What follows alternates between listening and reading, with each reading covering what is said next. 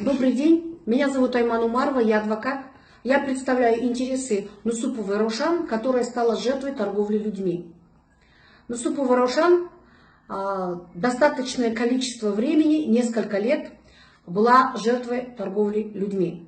Это во-первых. Во-вторых, мы имеем на сегодняшний день, как мы полагаем, речь идет о транснациональной преступности. Нам стало известно о том, что кроме нее удерживались и в притоне заставляли работать женщин из Киргизстана, из Казахстана, из Узбекистана и из Каракалпакстана. После того, как правоохранительным органам стало известно об этом факте, правоохранительные органы должных мер на сегодняшний день не принимают. Они не обеспечили, первое, безопасность моего доверителя. Второе, они никаких должных мер не принимают. Об этом свидетельствует то, что вчера сотрудники ДВД поехали на место происшествия, то есть на место, где находился так называемый притон. Но тем не менее, видя, что речь идет о притоне, им нужно было прежде осмотр места сделать, и более того, им необходимо было в конечном счете проникнуть в это здание, либо провести какие-то определенные следственные действия, либо надо будет задерживать этих людей. Ничего этого не происходит. Вместо этого мы видим бездействие. Мы полагаем, что такого рода преступления, как транснациональная преступность, когда речь идет о торговле людьми, она не может быть априори без участия правоохранительных органов, тем более в течение 4 лет.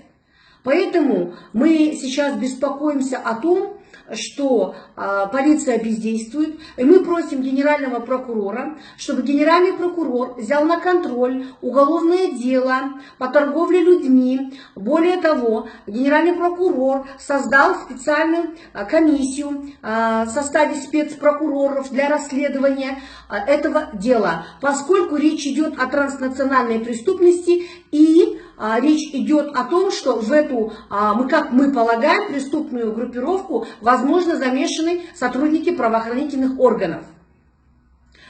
И последнее, что мы хотим сказать. На сегодняшний день поступают угрозы в отношении некоторых лиц, которые помогают жертве торговли людьми.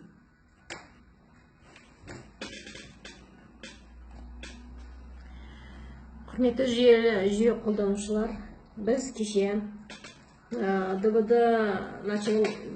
басшыларымен Абилбеков Берік Қонысбаевич пен Алмаз Әуезханович пен Сейфуллина Вашарская 17А притонына бардық.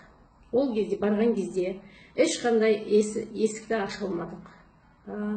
Берік пен Алмаз деген кісілер барлығы делоны бастайық, өстіп барды есіктерді аштырамыз деді. Ол кісілер ешқандай есікті ашылмады. Просто барды, көрді, қарады, отырды. Бұл кісілердің мақсаты не? Білмейміз енді. Көмектесеміз деді, көмектесу ешқандай қолдарына көмек келмеді. Біз дегеннің біз еріктілерміз. Еріктілер бұлай дегеннің қоймаймыз. Біз ары қарай барамыз. Тағы да үлкендерге жазамыз. Енді бұдан көмек болмаса, бұл притонды жабу керек. Оның ішінде қыздар жүрді. Біз өз көзімізбен көрдік. Қыздар бар, қыздар бар, есікті ашыңыздар. Даже қай есіктен кіретінін көрсетіп бердік. Соның өзінде Берік Қонысбайұлы ештеңе істей алмады. Участковый келді, Ерлан деген. Ол да ештеңе істеген жоқ, ашуға болмайды деді да қарап тұрды.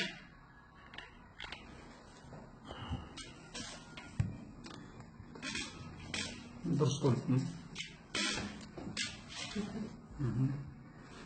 Менің есімім Құрал Медеуов, Фейсбукта. Жаңағы Раушан деген қыздың оқиғасы басталғалы бері қазір жан-жақтан бірнеше қыз-келіншектерден, туыстардан көмек сұраушылар көбейді. Себебі жоғалып кеткен қыздар көп дейді. Бізбен бірге осындай Өзбекстаннан келген осындай бір қыз тұрып еді, ол жоқ дейді. Тағы біреу тура осындай секілді көмек сұрайды. Қаншама қыздар осындай жоғалып кетіп жатыр. Шын мәнінде мына жерде ішкі істер органдары негізінде бұларды төбесінен жаңағы айтады ғой, крыша айтады деп. Сол крышалардың бәрін ашып көрсету керек бұл жерде ше. Негізінде шын мәнінде бұл жезөкшелердің үстінен крыша ететін топтар бар негізінде. Осылардың бәрі ашылу керек мына жерде.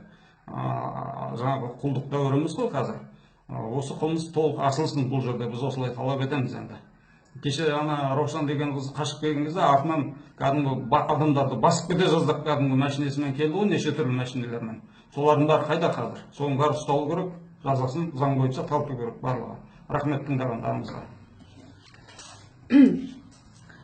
Также нам бы хотелось бы, чтобы сделать такое предупреждение, что мы просим уважаемые правоохранительные органы обеспечить безопасность потерпевшей, как я уже сказала. Мы также просим, чтобы давление не оказывали на тех волонтеров, которые помогают жертве торговли людьми. Мы абсолютно понимаем, что это не могло произойти без какой-либо помощи определенных конкретных сотрудников правоохранительных органов, поскольку такое бездействие только этим можно объяснить. Поэтому мы также обращаемся к господину Касымову, чтобы господин Касымов обратил на это внимание. Спасибо большое.